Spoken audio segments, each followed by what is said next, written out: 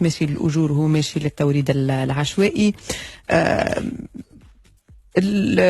الوزير جاوبك وقال معناه شيء من الشعبوية في كلامك، وهذا يلام عليك في مداخلات عدة الأسامي. تفضل.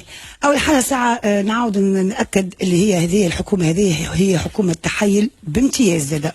علاش؟ ما زلتي على نفس الفكرة. عارف نقول لك علاش؟ لأنه البارح اللي تقال مش فقط هذيك يا سيدتي، تحكينا على منظومة الدعم، حكينا على منظومة الجبائية، حكينا على العقد، على الاتفاقيه اللي تمت تاع نفزاوه، الفضيحه الكبيره اللي صارت على المجلس نواب الشعب، وللاسف لليوم معناتها الاعلام علموا بها وعملنا فيها الطعن. ان شاء الله على قريب يتم التصريح به، ونهار يتم التصريح به ماذا بيك انت عاودت تعيطوا لي خلينا نحكيو اكثر تفاصيل فيه.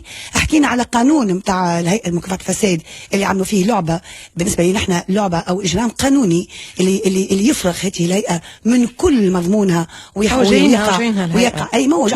وصلت قلت حتى قلت ما نلومش على الوزير خاطر مشى لاذاعه خاصه، وقلت وضعتوا ايديكم على الاعلام، وقلت انتم حكومه تحب تزين وتخرج في الراديوات وثلاثه، وقلت وضعتوا ايديكم على وسائل الاعلام. مش بها وسائل الاعلام اليوم تتحدث على الحكومه وعلى دور الحكومه، ماهيش قاعده تتحدث على شباب مانيش مسامح واللي قاعد يناضل من اجل عدم الخوض في قانون المصالحه الاداريه، من اجل ما نوصلوش نقترضوا، من اجل ما توصلش بلاد تغرق، من اجل اصلاح مؤسسات، من اجل محاسبه الفاسدين والضالعين في الفساد، من اجل الناس اللي سهلت صفقات، من اجل الناس اللي اعطت الاراضي تاع الدوله، من اجل الناس اللي سهلت وسامحت وعديت كوارث تعديت توا لليوم. وزاراتنا الكل نحشم ما نجمش، ما عادش عندي وقت باش نقول لكم حجم الفساد اللي في الدوله اليوم في كل الوزارات. اما هو نعطيك اكزامبل بسيط جدا. انت جوريست تعرف، خلينا نبداو بنقطه مهمه. نعطيك نقطه انت قلت واحده، لي الفساد وقلت لي اصلاح الوضع الاقتصادي. خلينا نبداو باصلاح الوضع الاقتصادي والفساد هذاك. نحب نعطيك نقطه من اللي حكيت فيه في الملف هذايا اللي هو فعلا تو سامبلومون. عندنا تقرير اللجنه وعندنا اتفاقيه. انا لجنه الطاقه تقرير عدت مؤخرا اتفاقيه مع شركه نفط باش تاخذ بيرمي في الكونسيسيون، باش تاخذ في الاستغلال والاستكشاف الى اخره. صادقت عليه هاي مع شكون تعقد؟ YNG انرجي ليميتد. هاو تقرير لجنه الماليه YNG انرجي ليميتد. وها واش قالوا في وسط التقرير؟ قالوا اللي في اللجنه اللي الشركه هذه تفاوضوا معاها في المحضر عدد 111 ومحضر عدد 112. هاو 111 وهاو 112، هذه 113. هاو 111 و 112. YUG نفط غاز بريفيت في محضر نتاع 2000 من كل هذا 2016. ما معنى هذا؟ معنى انه نحن اليوم اعطينا الشركه باش حصلت على رخصه. احنا شكون؟ احنا المجلس ولا احنا الدوله؟ الحكومه. حكومه ومجلس. تحكي على وزاره الطاقه. نحكي على الحكومه امان، راه مش وزاره عندنا احنا امان. باهي نحكيو على الحكومه ونحكيو على مجلس النواب ونحكيو على لجنه الطاقه اللي رئيسها عامر العرايث. اليوم جابوا لنا تقرير قالوا لنا الشركه هذه اللي نحن باش نصادقوا على اتفاقيه نتفاوضوا معاهم من عام 2014. في 2014 في محضر الاول ومحضر الثاني تفاوضنا مع زيد، وفي محضر عدد 113 تفاوضنا مع عمر، والاتفاقيه اعطيناها عليه. سامحني هذا راهو ما يجيش، لانه في المساله نتاع النفط اول حاجه اللجنه الاستشاريه للمحروقات رايها وجوب. اثنين، انت قلت فتحت العرض عطيته لفلان وقت اللي انت كذبت علينا، سامحني في الكلمه هذيك اللي ثم خاطر اللجنه هو التقرير نتاعها هذا راهو يسحل فيه ملف جزائي. هذا ملف جزائي ماهوش فقط يعني برلمان بنوابه يعديوها علينا نواب كاملين ويستغلوا الوقت. ناخذها الكلمه برلمان يعديوها علينا. النقطه هذه هاني جايتها عديوها علينا، سامحني هاني جايتها عاد. خلينا نبداو هكا دي جوريست ونتفاهموا مع بعضنا جراند تان جراند دو. خلينا نبداو بالنقطه الاولى اللي هي الوضع الاقتصادي. اي هنا راجعين له هذاك والله نوعدك معناها نتفاهموا بالنقطه. اصلاح الوضع الاقتصادي نقطه مهمه جدا. اليوم عندك وزير ماليه يقول لك انا ما نجم نواصل نكمل هو تحدث حتى على عطار معناها نديروا في الدولة كأنها عطار. يقول لك ما نجم كان باش ناخذ هالقرض هذايا وتعبنا وخذيناه. وانا اقلكم انا نجم نقول لكم اللي بشروط طيبه، وراهو فيما يخص صندوق النقد الدولي راهي ماهيش املاءات، راهي شروط الى الان نجموا نتصرفوا نجموا ناخذوا الفلوس. تجيو انتم تقولوا لا وهذه املاءات واحنا باش نخضعوا باش نكونوا خاضعين وسياده تونس الاقتصاديه وغيره. فبالتالي سؤالي هو يا سيدتي ما هي البدائل اللي تطرحوها. اول حاجه كان ما نلجاش انا ل 500 مليون اورو نتاع الاتحاد وما نجمش ناخذ نتاع صندوق النقد الدولي، منين باش نجيب له فلوس؟ قبل كل شيء المعطى نتاعك غلط. ما نقولك شنو غلط المعطى نتاعك، ماهيش خاطر المعطى ما نجموش نختلفوا فيه. البارح النقاش نتاعنا ما كانش فقط متعلق بالاملاءات، وما كانش رفضنا للقرض لانه في املاءات. انا نقول لك على حاجه، الدوله اليوم مضطره باش تاخذ قروض، اما المشكله نتاعنا قلت خاطر تحايل سنة قلت تحايل. انا ما قصيتش تاخذوا في الفلوس باش تحايلوا علينا. مادام مش نناقش فيك، انا ما نطرحش الاسئله، انا نعطي في اسئله مانيش نناقش فيك. لا ما تجيش خاطر بالك الفكره اللي تقال البارح ماهوش فقط في علاقه بالاملاءات. ودايما في المداخله نتاعي اللي تحكي معايا انا كلمه املاءات مش بتهاش، سامحني قلت تحيل البارح، سامحني عاد دقيقه عايشك انت لو قلت لي ما نجموا كي بالاملاءات وربطوا بالاملاءات، خلينا هذا وجهك التحايل، متحايلين شنو نحب نقول لك؟ يرفعوا في يقولوا في شيء ويعملوا في عكسه. مشكلتنا شنو نحن؟ انا قلت لهم مش مشكلتنا مع منظومه الدعم، مشكلتنا في الفساد تاع منظومه الدعم، مش مشكلتنا مع المنظومه الجبائيه، مشكلتنا في الفساد في المنظومه الجبائيه. في بدايه المنظومه الجبائيه جبنا وزيره الماليه قبل اللي قبل ما ضيق عزله، وجبنا ملف نتاع الاداره العامه للاستخلاص. في بالك حجم الفساد اللي فيها اكثر من 5000 مليار؟ في بالك ولا في بالك اللي رفعوا قل واسقاط اصل دين وعدم معناتها تثقيل الخطايا الاساسيه خليها حتى كي تسمع فيها يساووا في اصل الدين. في بالك اللي معناتها ملف هذايا حجم ثقيل وثقيل جدا، هاكا عند قطب القضاء في شنو عنده علاقه بالموارد. في بالك اللي انا سالتك سؤال جواب مدام ساميه. لا هذا موضوع، قلت لك اعطيني البدائل. انا مش نعطيك البدائل بشويه، اعطينيهم البدائل. لا ما جاوبتنيش مدام ساميه. احنا في المجلس اعطينيها 1000 مره قوه اقتراح. دقيقه باش نقول قوه الاقتراح. اول حاجه ساعه خلينا نحكي لك في النقطه هذه. احنا مشكلتنا الموارد، تونس ماهيش ناقصه موارد، تونس النهب اللي فيها والفساد اللي فيها خلى ميزانيه الدوله ومش تطيح اكثر ومش الجنة فيها وي اكثر. والغريب هاو انت حي انك ترفع شعار نتاع محاربه الفساد وانت تكرس فيه وتقنن فيه وتجيبوا لنا في اطار قوانين وتنحكي فيها في حكايه الهيئه من بعد. قوه الاقتراح قلنا لهم يا اخي احنا عندنا مشكله كبيره، عندنا مشكله كبيره في التوريد العشوائي. التوريد العشوائي نحب نقول لك، وعندنا مشكله في النظام نتاع التصدير والتوريد، عندنا الاوفشور والانشور لا عمره نهار جرؤوا باش يحكيوا فيه، لانه ما نجموش يقلقوا الشركات الغير مقيمه اللي قاعده تصدر تصدير كلي، اللي نظام الصرف يخول لها انا ما ترجعش العمله الصعبه نتاعها، واللي تقرير البنك المركزي ماهوش كلامي يقول لك حجم الاموال اللي قاعده تخرج في اطار التصدير مع شركات هذوما الاوفشور 8000 مليار. نعم. واللي ما تحسبش في ميزانيه الميزان التجاري اللي اليوم يقول لك عندنا 12000 مليار عجز، وقت هو العجز 20000 مليار سيدتي.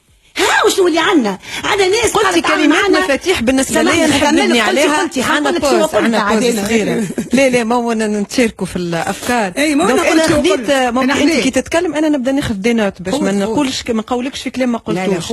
انت تحدثتي على مشكله التوريد العشوائي والفساد في الجبايه والفساد في الدعم، يظهر لي هذوما افكارك ما زيدتش عليك به. هذوما النقاط هذوما اللي ما ذكرت بهم انا ما جبتهمش تسمحني. اي مثالش انت حتى كي تصلح لي راهو لا انا منك جبتهمش انت هاي كلمتك انا كتبتها وصلنا لمرحله التحايل بامتياز واللي يصير فيها خفت في وين المصلين لا يعني مش نحن يعني كملوا الكل شكون احنا انت سيرك انا ما عندي حتى شيء يا سيده ساميه. انا جبتكوني انت ضيفه مبجله باش نسالك على اسئله ونتناقشوا في بعض المواضيع باش فكرتك تكون واصله وما تكونش لا غبار علي. مشكله التوريد العشوائي، الفساد في الجبايه، الفساد في الدعم. هل بالتالي سؤالي هنا نرفض القروض ومن بعد نصلحوا هذوما ونرفضوا القروض تو يدخلوا لنا فلوس ولا لا؟ هذه النقطة جاوبني عليها بعد شوي. بوز صغيرة لحظات للتفكير. لا سامية رجعت تسيت. الرونديفو نهار الأحد 30 جويلية في الحمامات ولا خويش البيانا بيتش جيمز سبيسيالمون. وقتاش الاولاد؟ ما 3 في المنزل. 5 في رادس. ما 3 في المنزل. 5 في رادس.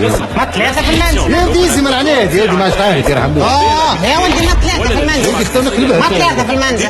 5 في رادس يا ودي. يا الاولاد اللعبة السبعة وفي المستير وهذه شكوبة. Sport ديما موزيك. Un moment de partage des valeurs sportives. Open Day Aquatlantique. معناها انا نقعد نشكل شويه في البساج بس سيادتك تشري الفرينه ديوميو. بالله الفرينه شكون؟ لا انا ولا ولدك؟ تعطيها هكا؟ شو علي انا؟ نقصتك انا؟ رجعنا لكم في ميدي شو على موزايك اف ام. مازال واصلين معكم، تفاعلوا معنا على هاشتاج ميدي شو على تويتر، على ميدي شو باي موزايك اف ام على فيسبوك، تابعونا على موزايك اف ام بوانيت سيت انترنت نتاعنا. ونرجع لضيفتي السيده سميه عبو، نائب بمجلس النواب الشعب عن الكتله الديمقراطيه. نقطه مهمه جدا وصلنا لها، وتثمينا لكلامك قلت المشكل اليوم هو مشكل التوريد العشوائي، الفساد في الجبايه، الفساد في الدعم. وسؤالي لك، هل نرفض القروض حتى نصلح هذا؟ تفضل. الله هاو اللي باش نقول لك، المشكل انه اليوم اللي قاعدين يمثلوا تونس ويقترضوا باسم تونس والشعب يخلص، ما همش مؤتمنين على المال العام. بمعنى انه القروض، اذا كانت تعتقد الناس ان القروض اللي خذيناها لانقاذ الوضع الاقتصادي، نقول لهم راهو لمزيد تعكير الوضع الاقتصادي. لانه اليوم انا حتى كي ما تنجمش اليوم تصلح، نفهمك، قلت الامور صعيبه، حجم فساد كبير على مدى بعيد، على مدى بعيد. اي اما يا اخي زاده اذا ما تنجمش تصلح، ما تقننش فساد وتحمي منظومه فساد وتقنن تجيب لي قوانين تكرس عقليه تاع ناس مع سابقيه الاذمار والترصد تحب تخلي الوضع كما هو. حاجه اخرى كي تحب تصلح ونجيبوا لك نحن ملفات كما قلت لك الحجم نتاع الاداره العامه للاستخلاص، ما تخليش نفس الاعوان اللي جبنا لكم عليهم بالحجه يقوموا بنفس المهام. يعني اليوم وقت تحب تصلح تحكي على الاجور، انا نقول لك مثلا في شركه نقل تونس عطينا سؤال شفاه لوزير النقل، عنده اشهر ما حبش يجي، علاش؟ خاطر يعرفوا روحهم باش يتفضحوا، وفي نفس الوقت ما حبوش يصلحوا. حتى كي ما تجيناش يا سيدي وزير النقل ماك صلحوا خذ اجراءات، لليوم ما صارش اجراءات. قل لي شنو الفضايح يا سيدي؟ انت عندك كلفه الاجور، هل يعقل انه السويه الاضافيه هذه تقارير نتاع القوائم الماليه، السويه الاضافيه فقط 12 مليار من المليمات في شركة نقل تونس سنة 2016 و16 مليار سويع زايدة في 2016. وعندك شكون أكثر من هذايا؟ عندك شكون في الحبس وهو قاعد يخلص في منحة حضور وياخذ في منحة الزيادة. هل يعقل دولة سامحني مثقلة أمان كمان، هل يعقل دولة مثقلة بحجم معناتها حجم نتاع الوظيفة العمومية والضيوف الوظيفة العمومية وهي عندها معناتها فويت في الوظيفة العمومية وفي الأجور بهذا الحجم، وأون بلوس ما ياخذوا حتى إجراء؟ سامحني تولي عدناء. اليوم ما عادش مشكلتنا نحن مع الأجور ولا مشكلتنا مع الفساد بالأساس سيدتي. جينو الفساد، نقطة واحدة خلينا نختم بها هذا الملف وندخلوا لجانب الفساد. بالتالي الإصلاحات هذه تتطلب الكثير من الوقت وأنت تعرفين ذلك، وتعرف الإشكاليات اللي طرحت وقت ميزانية 2017. لا عادة ما تحكمش علي قبل ما نكمل سؤالي باش تفهمني، تشوف اللي أنا فهمتك. بالتالي هذه الإصلاحات تاخذ شوية وقت، والنقاط اللي تحدثت عليها والفساد وتنجم تدخل لنا فلوس راهي ما تكفيش الميزانية وإلا الفلوس اللي مستحقينها في الميزانية والتخو بيدجيتير اللي موجود. سؤالي نعم أم لا؟ نرفض القروض أم لا؟ شوف مش هكا راهو جواب سؤالي شبيني في واحد أنا امتحان تاع خدمة نعم ولا سيدتي، مش هكا نتعاملوا. احنا رانا مجلس نواب، سامحني وسيد الوزير البارح لما قال عاوننا بسكيت، كلمة نورمالمون الدنيا تقوم عليها وتقعد، شنو نعاونوا بسكيت؟ برا سيدي خلق البلاد، برا نسكتوا نحن وجي نصفقوا. نعم سيدي بارك الله فيك. اثنين بالله سيد الوزير المالي راهو مش يجاوب فينا، مش يجاوب فينا. هل نرفض القروض ام نقبلها؟ موقف اخر، موقف سياسي. ماهوش نرفض ام نقبل. احنا ماناش قد دخلنا له، ماناش ضد انك الدوله تقترض، هذا وضع مؤلم. احنا ندفعوا فيك باش هذه القروض هذه تمشي في بقعتها، ندفعوا فيك باش بدها تتحسن. هذه اجابه سامحني، ماهوش ضد معاه او ضد، مش معاه او ضد، قلت مع القروض ولكن يلزمنا عندنا فيزيبيليتي. ما عندهمش، مش جوستومون انا مش نتمنى عندهم، انا متاكد اللي هما ما عندهمش. دونك هما هازينا في هاويه سامحني، ونحن باش نتحاسبوا قبلهم. هما هو قال هكا يمشي هكا يخرج. شكون وزير تتحاسب؟ النواب غدوه مأدين ايام يمين ويتحاسبوا بالشعب ويخرجوا النواب يتحاسب. النواب على الاقل في حمله انتخابيه غدوه الشعب باش يحاسبهم، اما هذو مش يحاسبهم. عينوهم ما عادش باش يولي نائب شعب باش يمشي يخدم على روحه ويعيش حياته عادي. مين النائب اللي النواب عنده مسؤوليه تجاه الشعب نتاعهم، مش كيما هو ما عندوش مسؤوليه تجاه الشعب. سامحني سامبل ما عندكش حبيت نقول لك بقينا الشعب يحاسبه ليه؟ هذاك موضوع اخر. نتمنى نهار الشعب يحاسب العبد ويعرف مسؤوليته. انا نحكي تو البرانسيب، سيد الوزير معناتها كان تغلق البلاد يهز روحه ويمشي، ما عنده مخاسر.